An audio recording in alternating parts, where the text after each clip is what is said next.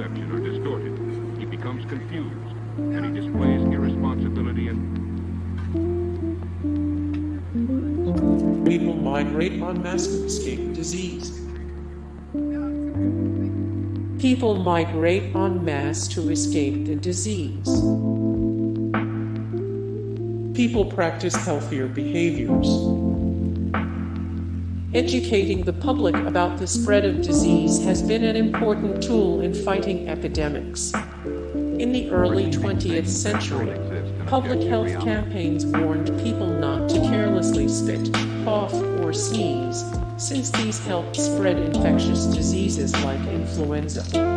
In the 1980s, public education was an important tool in fighting the AIDS epidemic.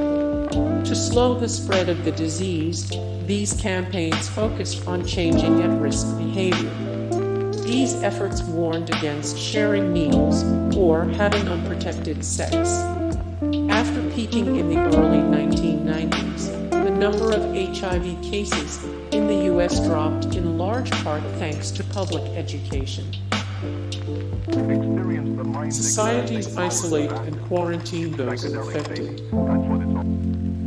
For centuries, people separated the sick from the healthy. The Old Testament even lists rules for isolating lepers. But quarantines in the modern sense began in the 14th century during the bubonic plague. Venice, a trade hub in the Mediterranean, established the first quarantine by banning ships from the city for 40 days after arriving. Our word for quarantine comes from the Italian word quaranta, which means 40. The idea quickly spread. In the second major plague outbreak in 1374, Milan adopted a quasi-quarantine by sending plague victims to a field outside the city, where they remained until they recovered or perished.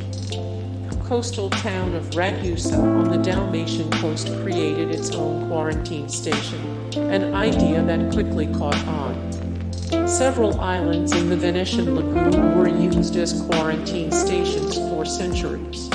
Quarantines continued into the 20th century. During the Spanish flu, one city protected itself from influenza by shutting down the roads and quarantining anyone who arrived by trains.